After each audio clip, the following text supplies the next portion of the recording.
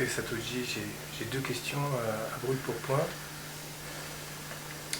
La première, dans ton expérience, j'aimerais avoir donc ton témoignage sur la conscience. Pour toi, est-ce qu'elle est créatrice et comment? Et deux, est-ce qu'elle a un sens de responsabilité?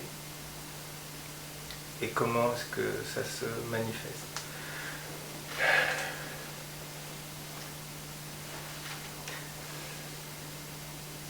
Je dirais qu'elle est matrice. Ouais.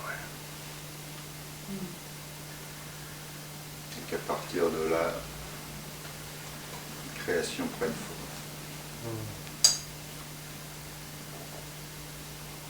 D'elle-même.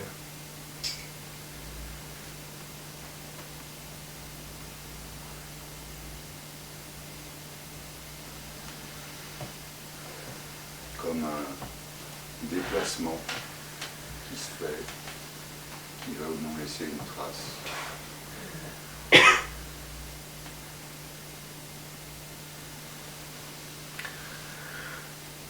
Et donc toi tu pratiques l'abandon, enfin tu es dans l'abandon par rapport à...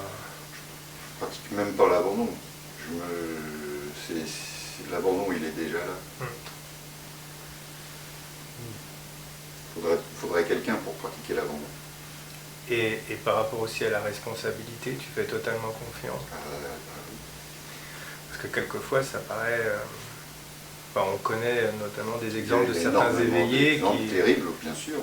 Pour la conscience identifiée au bien, au mal, à l'éthique, à la vie, non-éthique. à la vie, au respect de la vie aussi parfois. Oui, mais justement, c'est la même chose. Ouais. C'est l'idée qu'on en a, et c'est les définitions qu'on en fait. Effectivement, il y a de nombreux exemples dans les traditions de coupeurs de tête, au sens réel du terme. Notamment. Voilà, donc, ou de personnes qui se sont laissées aller à mourir sans rien faire, qui aurait pu être facilement fait pour survivre. Mais c'est vraiment c'est la matrice. Dans ça, tout prend forme. Ce qu'on est, c'est ce qui a pris forme, ce qui apparaît en ce moment. Parce que même ça, cette apparence-là, elle n'est pas stricte. Aucune apparence n'est stricte, n'est ce qu'elle apparaît, et on peut avoir aucune référence commune pour savoir si quand je pointe ce morceau-là, aucun de nous va voir la même chose. Pas le savoir. On ne le saura jamais. Scientifiquement, on ne peut pas le savoir. Voilà. Donc c'est pareil pour tout. C'est juste ce qui apparaît. Et on revient dans notre vie, on a eu des moments, je suppose tous un peu des moments terribles. Ah oui. Hein, et si par quelques grâces, on va dire, on les regarde 10, 15 ans, 20 ans plus tard, où est la terribilité? Où est-elle?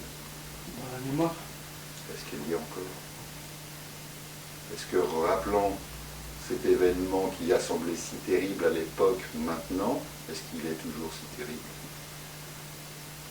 Non. Non. Merci, Alain. Mais parce que tu as dit 15 ans. Voilà. Tu aurais dit 3 ans. Je suis prudent. Je suis prudent. Et c'est la même chose. Alors, bien sûr, là on parle du plan personnel, mais c'est la même chose au plan collectif, et c'est la même chose au plan, on va dire, du développement tel que les humains l'expriment au plan historique. Ouais, terre à terre, quand tu es dans un rôle de père, avec les, je veux dire, le soin, la responsabilité, puisqu'il faut protéger la vie d'un enfant,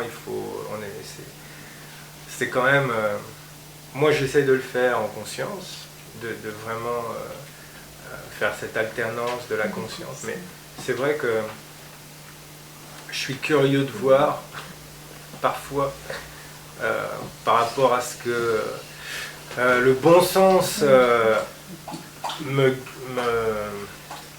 donnerait de faire, disons, et par rapport à ce que la conscience, la présence à la conscience et l'abandon à cela va m'amener aussi à adopter comme ce positionnement, quoi, par rapport à des questions qui sont parfois vitales.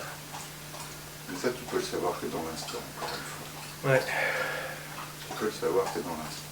Pour l'instant, j'ai un manque de confiance et j'ai l'habitude de gérer. En fait. Mais ça, il est au plan personnel, tu vois. Oui, ça. tout à fait. Tout à fait.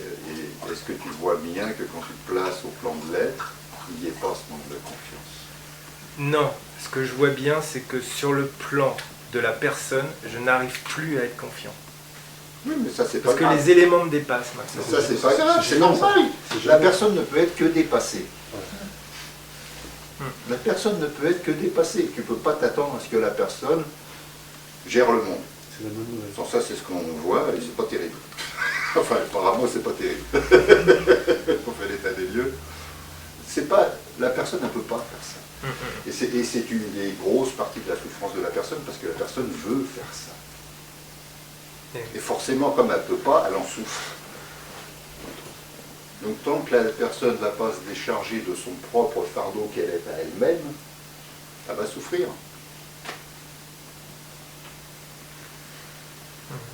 Elle n'a pas d'autre choix.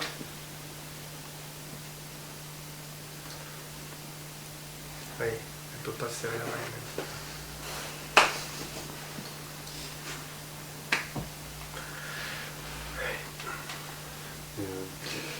Et effectivement, du point de vue de la personne identifiée, c'est terrible ce que je raconte. Ah oui, c'est terrible. C'est absolument abominaffreux. Irraisonnable. Et moi, j'en ai souffert autant que n'importe qui d'autre, tant que je suis resté dans cette identification à la personne. Forcément, je pouvais que me faire souffrir.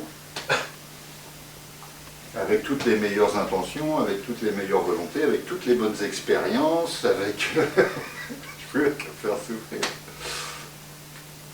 C'est comme si que la personne ne pouvait pas échapper à la responsabilité de son acte. La personne. Surtout de la croyance qu'elle s'est construite. Oui, oui, tout à fait. C'est surtout de la croyance en elle-même qu'elle a construite.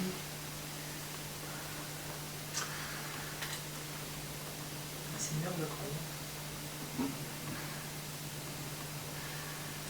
Et c'est pour ça que je vous invite à chaque fois à faire la différence, à goûter. Ok, la personne elle est comme ça. Oui, la personne elle est comme ça. Oui, la personne souffre. Oui. Voilà. Donc ça c'est clair. Bon, maintenant, regardez si maintenant quelque chose en vous n'est pas dans cette souffrance. Est-ce qu'il y a un endroit en vous maintenant qui n'est pas dans cette souffrance-là? Est-ce que vous pouvez trouver un endroit qui n'est pas de mots, qui n'est pas dans cette souffrance?